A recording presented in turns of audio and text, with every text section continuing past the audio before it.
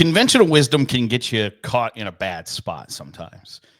And I wonder if Texas is on the verge of that in the Cotton Bowl against Ohio State, because Quinn Ewers has not played super well since during the SEC championship game, first 2 rounds of the playoffs, has not been great, outstanding, etc. And I wonder if the Longhorns are in a situation where Steve Sarkisian is going to let Quinn Ewers take down the ship. Because Texas is playing pretty well outside of the quarterback spot. And it's not to say Quinn Ewers is playing poorly. He's just not playing as well as he's capable of, as well as we are used to seeing Quinn Ewers play. And conventional wisdom tells you, dance with the one who brung you. Quinn Ewers got you this far. You're going to have faith in him to either get over the hump or not be the reason that you lost. And in a game like this, where Ohio State's playing really well and their defense is pretty darn good, are you in a spot where you're going to let Quinn Ewers be the one who takes the ship down and not the other way around, where he goes down with the ship, where he's the one bringing it down? Because conventional wisdom says he got you here. But I think Nick Saban kind of threw a wrench in that in the national championship game back in 2018, where he benched Jalen Hurts for Tua Tagovailoa at halftime of that national championship game, and Alabama wins it. And it's become this legendary move where, you know what, if it doesn't work out, he might be the biggest buffoon in the history of the planet. But it did. It did work out. So we look at it as this ballsy, gutsy. Can you believe he decided that in the national championship game? Would Steve Sarkisian do the same in the semifinal against Ohio State and bring in Arch Manning? Now, the two situations aren't as similar as they might seem, because while Tua Tagovailoa was a highly regarded prospect and ended up, going on to be a first-round NFL draft pick, and the argument still rages about whether or not he's that good, Arch Manning's a whole different animal. There are things that accompany Arch Manning that don't accompany any other quarterback in the sport, just because that last name. Additionally, there are things that people are going to expect from Arch Manning because his last name is Manning, and he's going to draw additional attention. People are going to wonder and question whether Texas could have, should have put him in. Right, fair, or indifferent, whether he deserves to be the starting quarterback for the Longhorns over Quinn Ewers is a moot point at this point. Texas is riding Quinn Ewers. But do you get to the semifinals? And no matter how much faith you have in Quinn Ewers, no matter how much admiration you have for him as a person, as a player, etc., can you let him be the one that brings the ship down? I think the answer to that question for Steve Sarkisian is yes. Because there have been opportunities to replace him. There have been opportunities. And I brought this up earlier this season, and I'll tell you I was wrong. I thought that Steve Sarkisian, I think it was the Georgia game, the first Georgia game, that they put Quinn Ewers in, or put Arch Manning in for Quinn Ewers. And they didn't perform all that much better.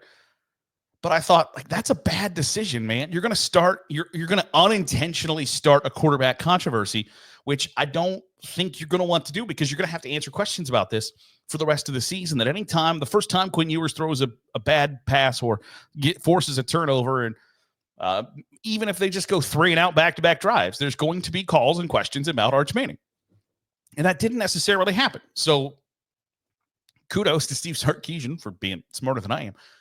But at the same time, it's undeniable that Quinn Ewers is not playing at the level that he's capable of consistently. Now, there are still, every once in a while, there was a throw against Arizona State that was like, holy hell. There are only a few quarterbacks in the sport that make that throw. And then there are other times where it's like, What in the hell are you doing, son? And I think you're not going to be able to overcome those wild swings of inconsistency against Ohio State. Now, I think the counter argument to that is, like, do you believe that Arch Manning's going to be significantly more consistent against a defense like that in the semifinals? The answer is probably no. But if Quinn Ewers throws 2 first-half interceptions, or an interception and gets sacked 4 times, and they're losing 14-6 at half, do you think that Steve Sarkisian will bring Arch Manning out of halftime and say, hey, you got to go win it for us? I don't get the impression that the answer to that question is yes. And whether that says more about Quinn Ewers, Steve Sarkisian, or Arch Manning, I don't know. I just know that for Texas to be in a position to be successful, they have to have high-quality quarterback play. And I'm talking, I guess, just in the semifinal against Ohio State. For them to be in a situation to be put in a position to win the game, they have to play better at that position than they did against Arizona State and they did against Clemson. And is it a surefire lock that they get that from Quinn Ewers? I don't think the answer to that question is yes. And I don't know that they have another better option for those areas, for consistency from Arch Manning than Quinn Ewers. I don't think you get that either. So I don't have a ton of faith that Texas is going to be in the hunt against Ohio State. It's really easy to watch Ohio State the last 2 games. Against Tennessee, ass kicking. Against Oregon, ass kicking. And look at Texas and say, this is a team that is primed to beat Ohio State. I just don't feel that. I can be wildly incorrect, and I'll be the first to tell you that on Sunday. But I just don't see it that way. I wonder if it's just one of those times where a team has reset after a bad loss and is rectified their issues and is peaking at the right time. Because I don't know that anybody outside of potentially Notre Dame is playing as hot and as confident as Ohio State is right now. And I think Texas got their confidence shaken just a little bit last week where, and I don't think they felt this way, but the talk the entire lead up to that bowl game was Arizona State doesn't deserve to be here. And Texas played in the first 3 quarters like Arizona State didn't deserve to be there. And something flipped. And whether that flip leads to a hangover now or whether they get it righted, I don't know. But it just feels like the Longhorns are willing to let Quinn Ewers sink the ship rather than go down with it. And if that's the thought process, I'll take Ohio State in a 35-20 win. And maybe even Texas scoring 20 is asking a lot. Want to know your thoughts, your predictions for the Cotton Bowl. Who wins? What's the score? Drop them in the comments below. Would love to hear them.